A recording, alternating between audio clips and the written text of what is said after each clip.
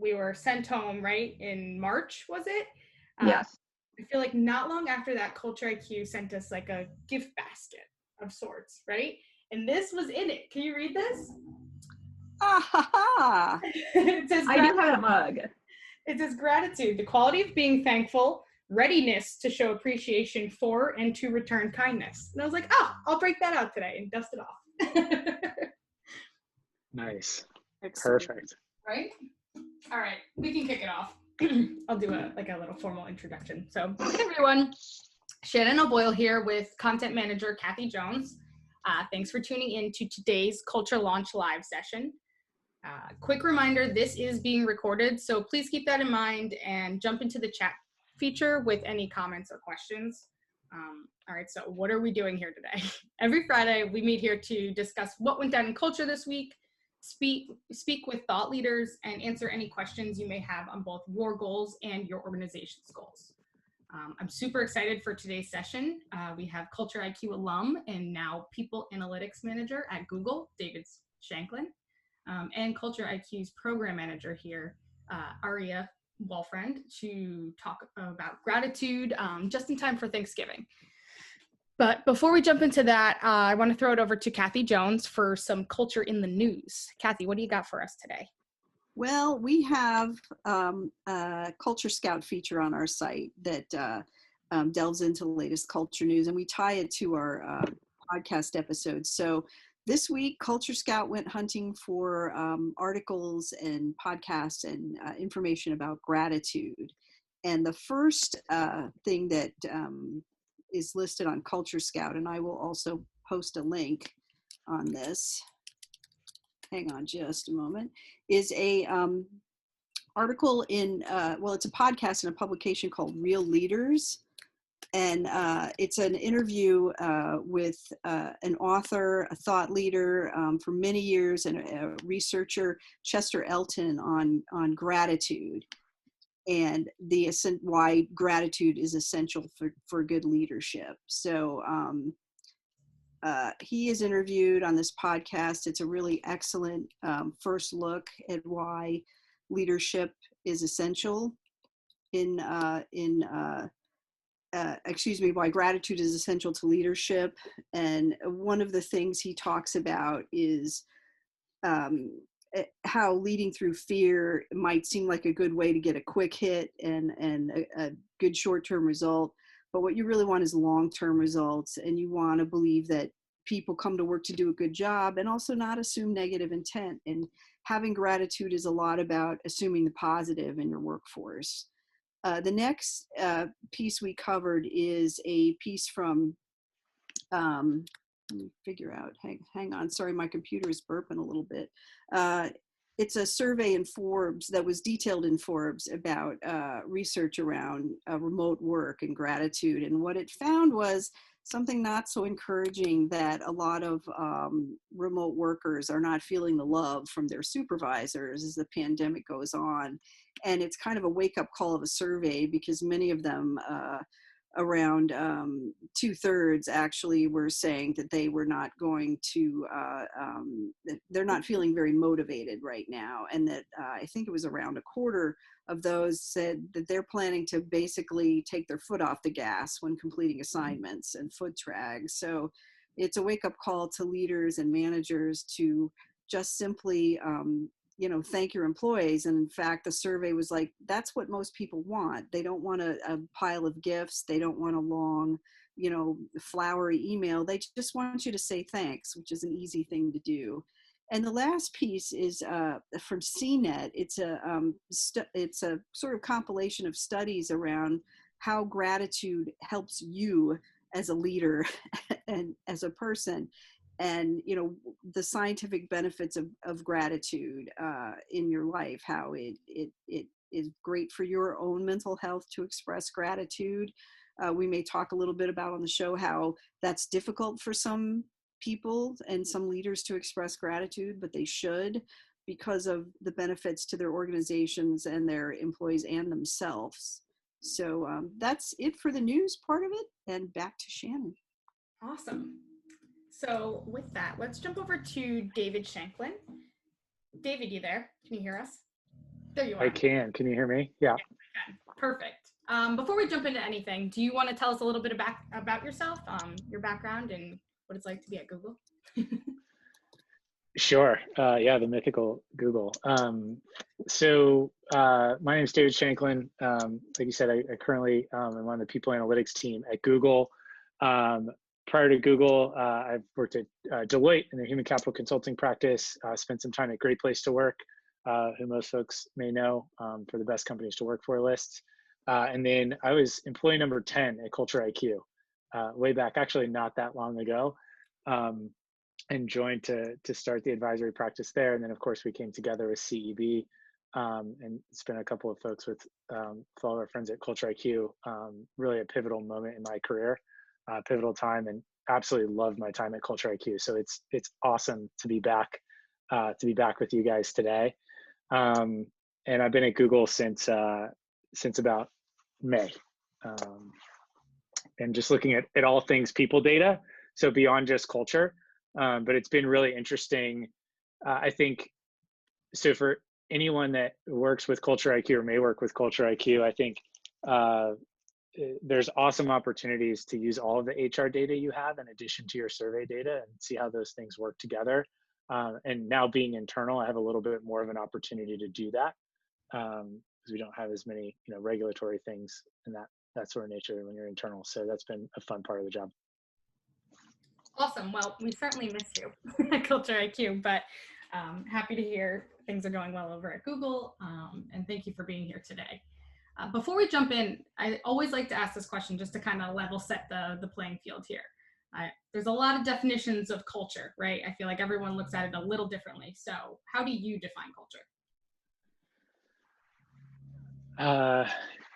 Yeah, I think, so I like to talk about it. I think CultureIQ uses similar definitions to this, not only how work gets done, but also why work gets done a certain way.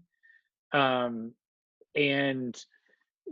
that really goes back to just kind of the underlying things that we believe about our workplace and the people that we work with every day. So it can feel kind of squishy. I think to bring it to gratitude is actually a great example.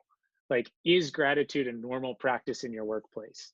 Do senior leaders regularly thank employees for their efforts? Do they regularly thank customers for how they support the organization and for their business?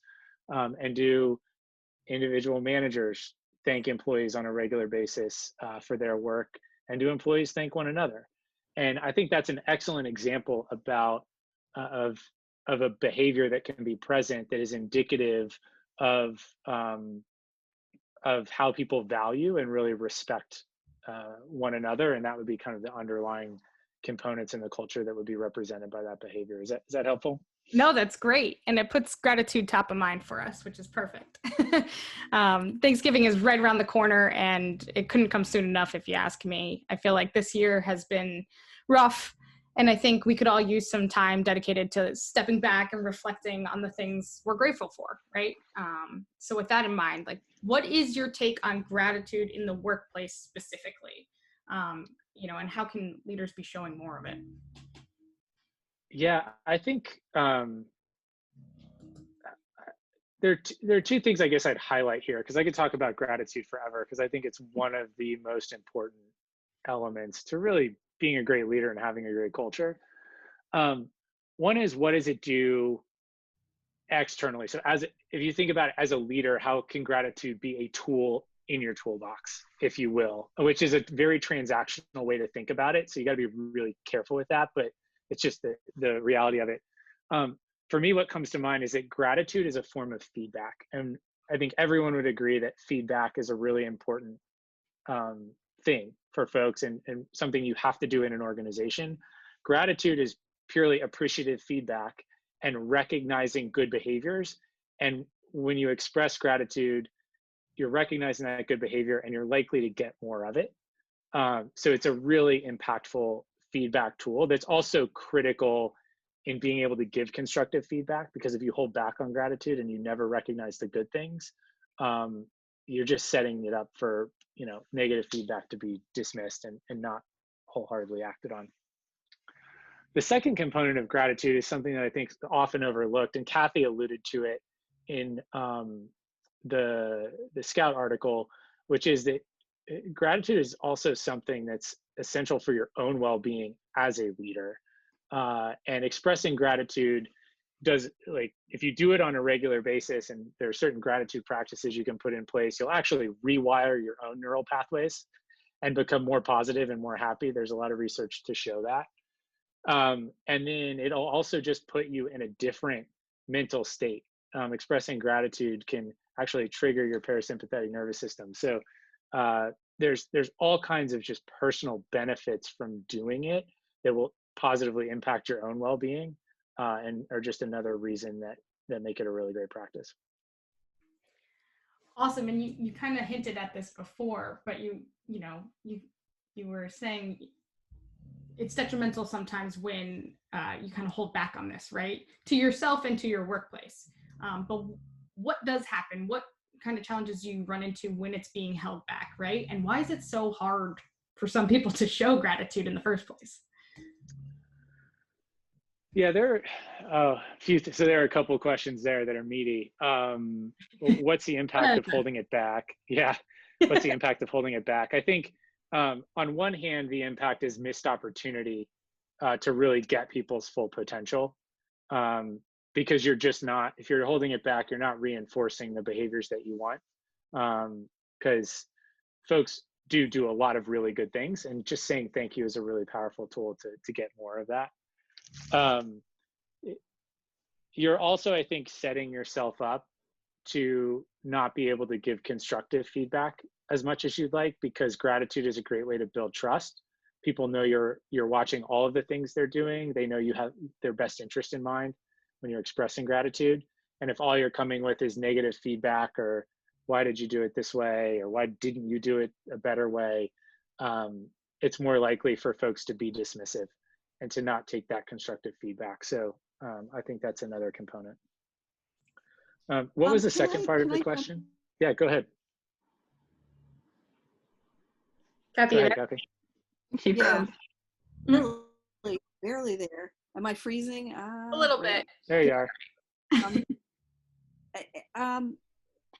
I don't know if you could incorporate it into the second part of the question, but I know you and Aria have had a great and a long-term working relationship where gratitude has played a role. And when you were mentioning people responding to gratitude and giving it well and then receiving it, I'm remembering something Aria had told us earlier about how you came to that relationship with a different idea of gratitude than she'd experienced in prior working life. I mean, can you both talk about that a little bit?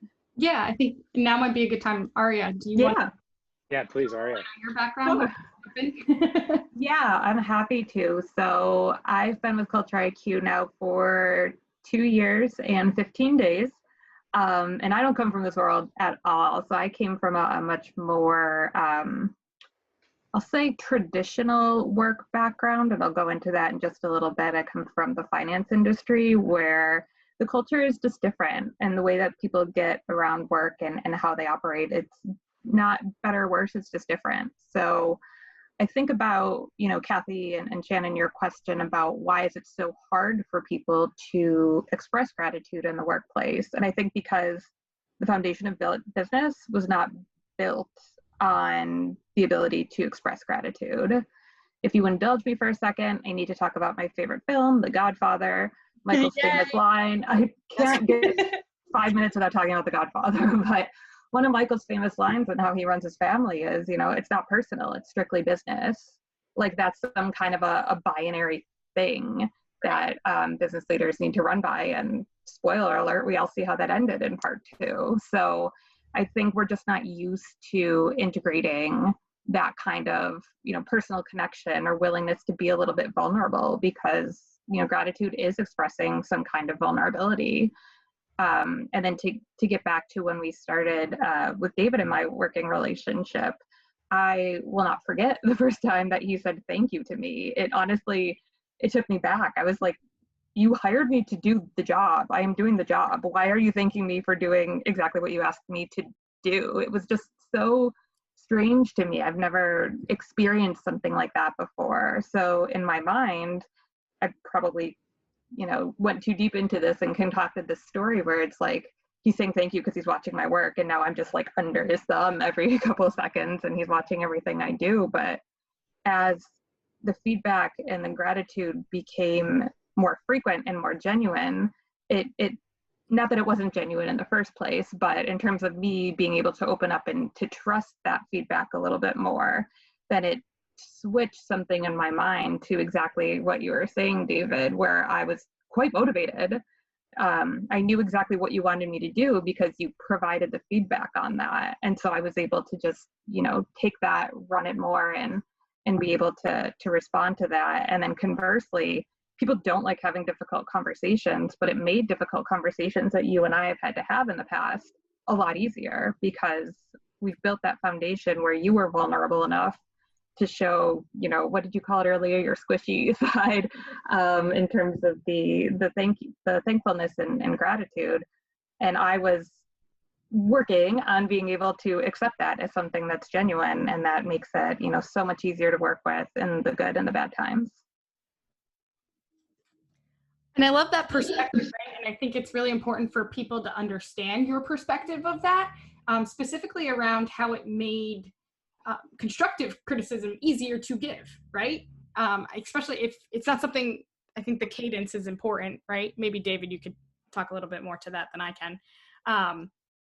But when you're actually showing gratitude, the one time you take a step back and have to say, maybe this isn't exactly how we envisioned it or whatever, I think it's just easier to readjust and it's more accepted. You're not in, you're not automatically either on the defensive side, right? David, how do you interpret that?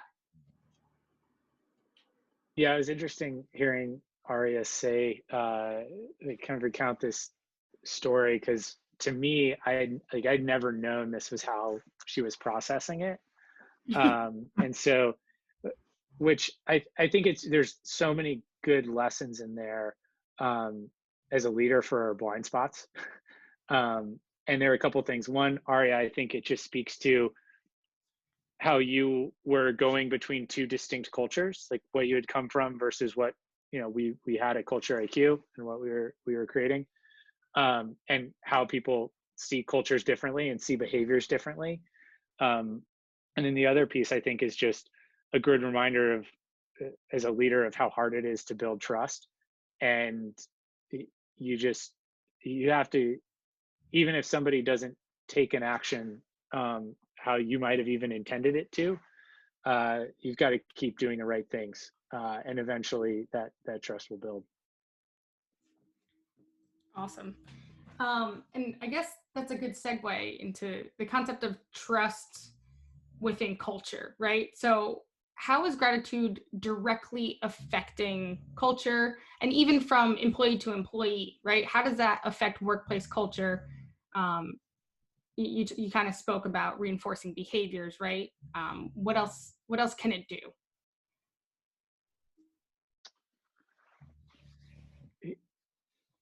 Aria, I don't know if you have a thought on this. I would love your insight into, especially having kind of the two distinct experiences. Maybe you can talk about how you've experienced the distinctions in culture and what you see the differences are. Can I put you on the spot there?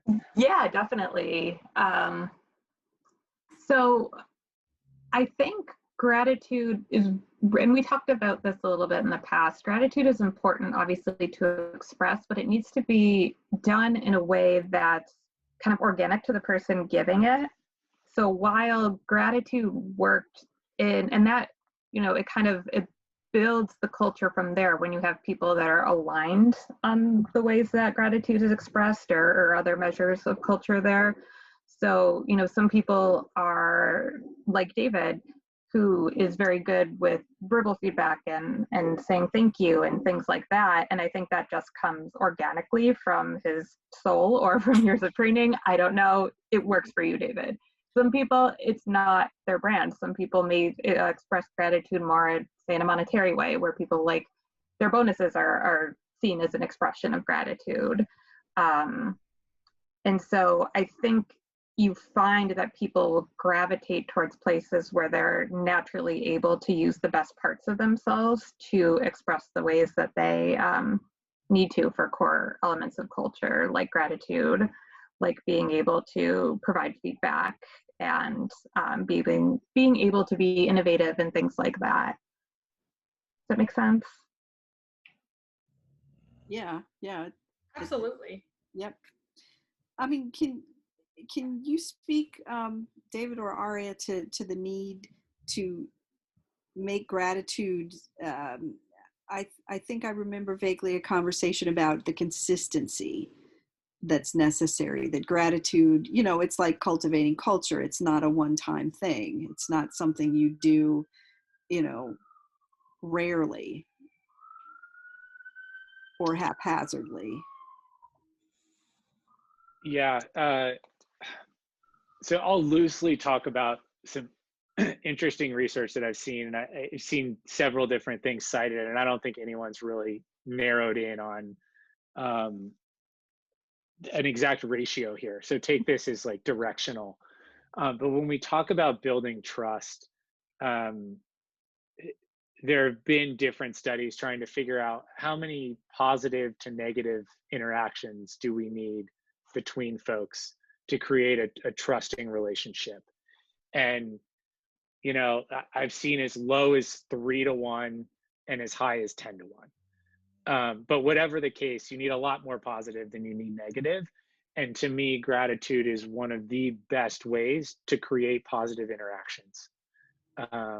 And that's what builds trust, and that's what allows us to ultimately stay productive. I mean, just think about how much more productive it is in teams when you have that trust with your manager, or the team has that trust with each other, whatever it might be. Like, we just know that that's the case.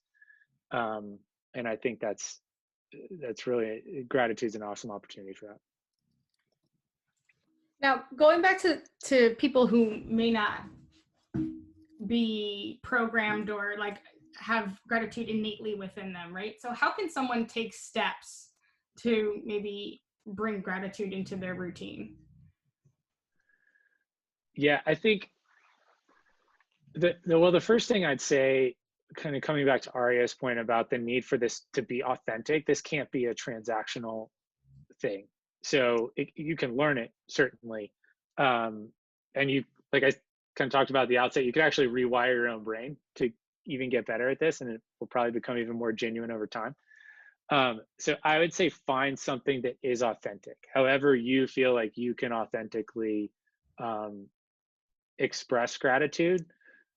So whether it's through an email or through a handwritten note, or in person / video, like whatever comes most naturally, try to start there. And it's fine to start small. So whatever it is. And to get specific around a practice, one of the practices that you'll see a lot, really in happiness research more than anything, is around writing down 3 things every day that you're thankful for. And so I think I've actually done that practice myself. I think it's amazing. And it is an awesome place to start. And then over time, you may get more comfortable actually sharing with folks what you're writing down, the people that show up perhaps on that list. And that can be kind of a nice foray into it. So. Awesome. And yeah, go ahead, Aria.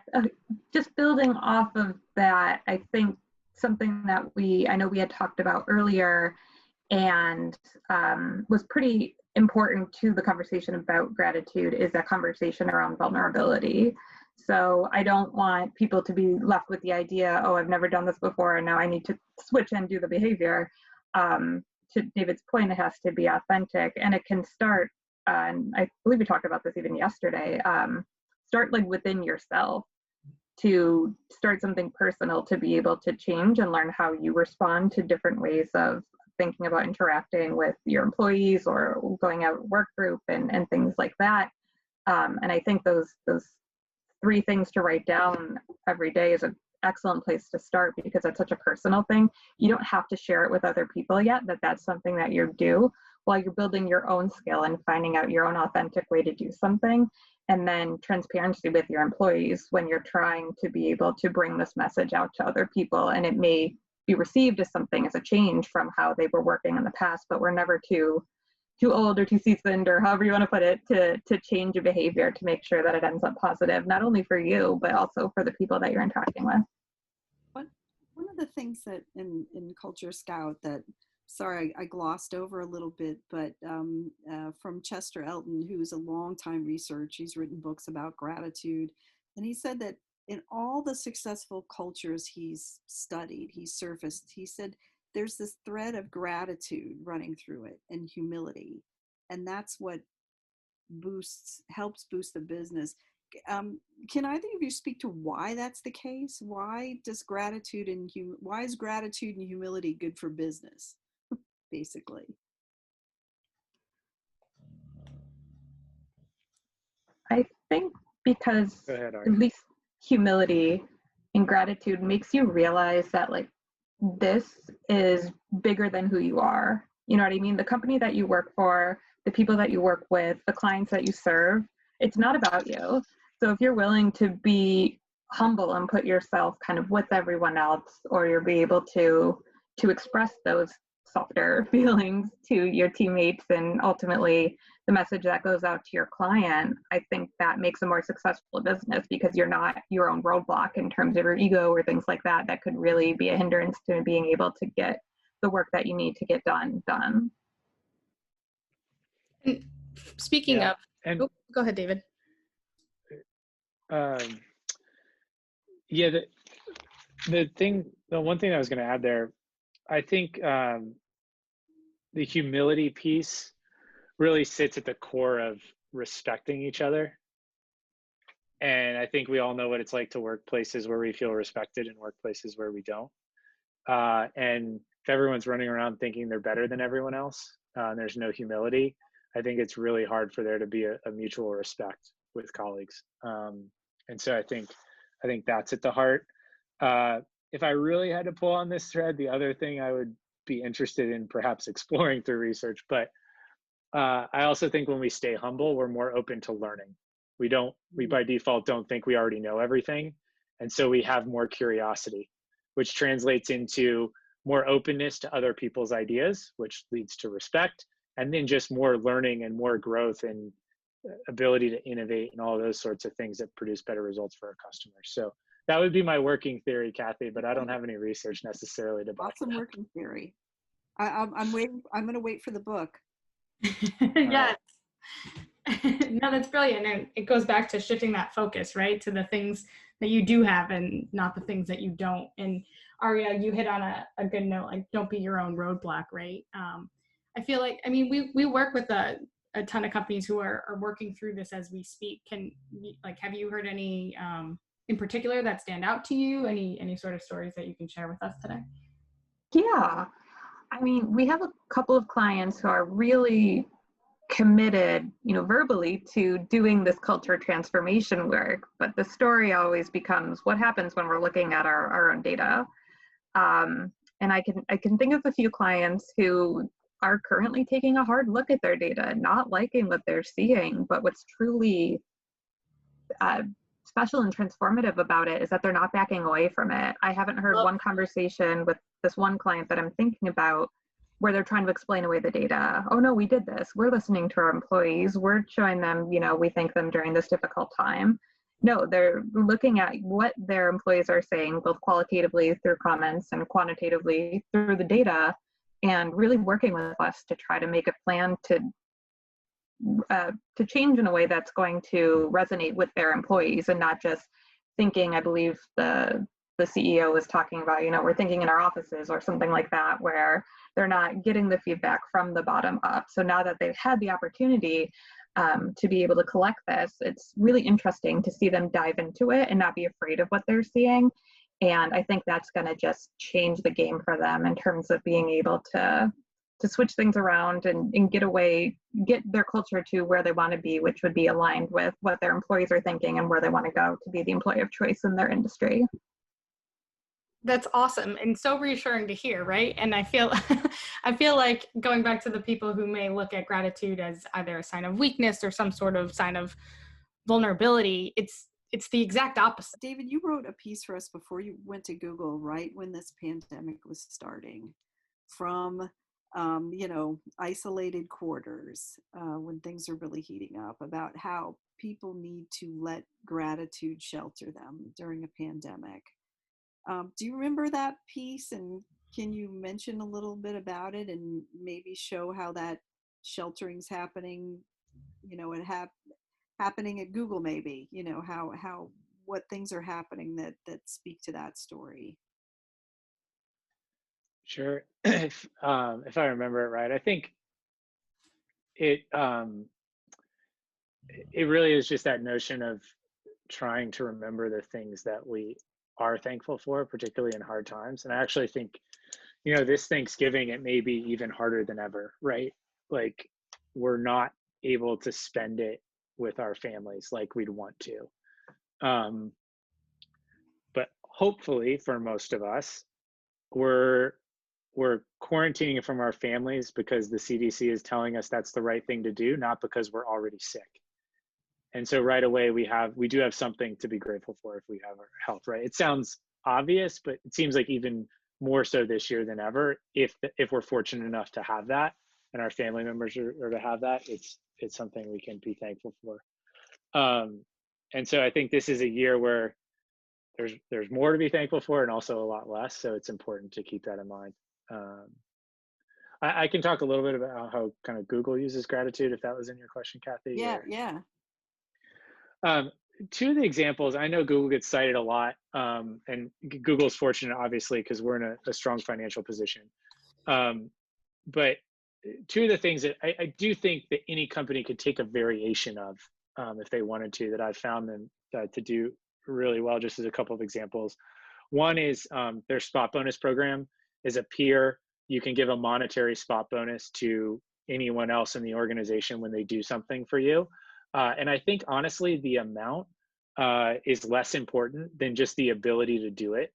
And the fact that it comes with some sort of monetary investment shows that the company's invested in it too and knows that it's important. And that gets calculated in all of our total rewards calculations when finance runs those. So they're not done like independent of other budgets. So if you're like, well, where would we find the money to do that? It's part of someone's compensation package. Like, that's how it's looked at. And then it's just about embedding that practice in the organization. The other thing, which I actually didn't know Google did until a couple of weeks ago when we launched this, is during our giving week, every employee is actually given an amount of funds. At Google, it's $400, which would be a lot, right? At a lot of organizations, to sum that up, but we're, again, really fortunate, trying to be thankful, right, for what we have.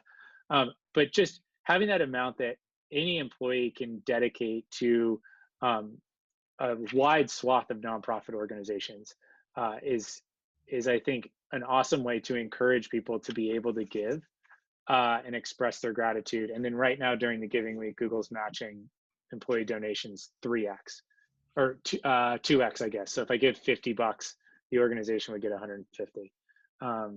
And I just think those are great ways that we can, be thankful for what we have, and also involve everyone in having a choice about how they express that gratitude versus it just being a company-wide effort. How cool is that?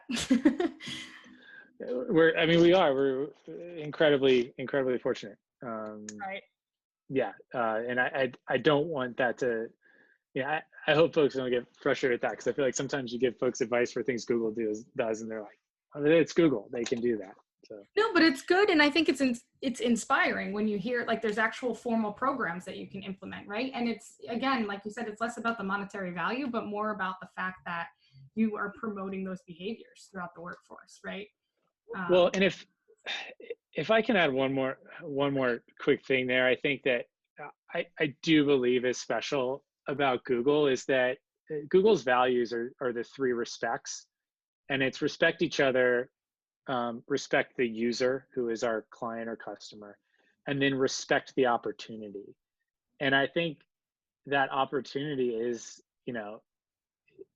that's really what it is. It's about being grateful for what Google has become, and that giving back is a really important component, and it's actually a way that Google monetarily lives that value of respecting the opportunity to the scale it's grown to, and generally trying to do the right thing for the communities we live in the world. And I don't know, I don't want this to become a Google love fest, but like I do think it's important for people to see, because Google can be in the news for lots of different things. And I've been really, as an insider now, I've been really impressed with leadership, walking the talk in a lot of those ways. Brilliant. And on that note, I will be grateful for the opportunity to have you guys on this session today. Thank you so much for your time. I am grateful to have worked with you, David, and to have you on today. Likewise. Aria, anytime. Thank you. Hold you to that, David.